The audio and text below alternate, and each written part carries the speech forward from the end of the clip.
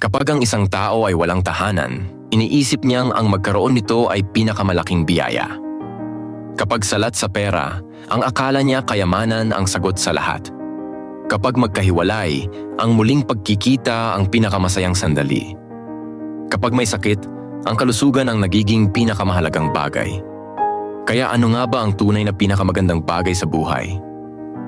Para sa isang dukha, ang pera ang kaligayahan. Para sa bulag, ang makakita ang kaligayahan.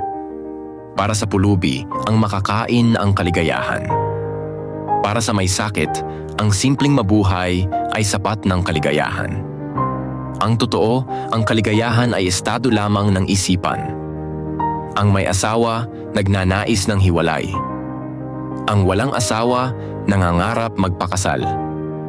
Ang hindi kilala, sabik sumikat. Ang sikat, naghahangad ng katahimikan. Ang bata, sabik tumanda. Ang matanda, gustong balikan ang nakaraan. Ang mahirap, gustong yumaman. Ang mayaman, hindi makatulog sa gabi kakaisip sa kapayapaang nawala habang hinahabol ang yaman. Likas sa tao ang pag-iisip na mas maganda ang nasa kabila. Ngunit walang anuman ang lalago kung hindi inaalagaan ang nasa harapan mo. Ang totoo, wala ni isa sa atin ang may lahat. Pero bawat isa sa atin ay may sapat kung titigil lang tayo sandali para mapansin ito.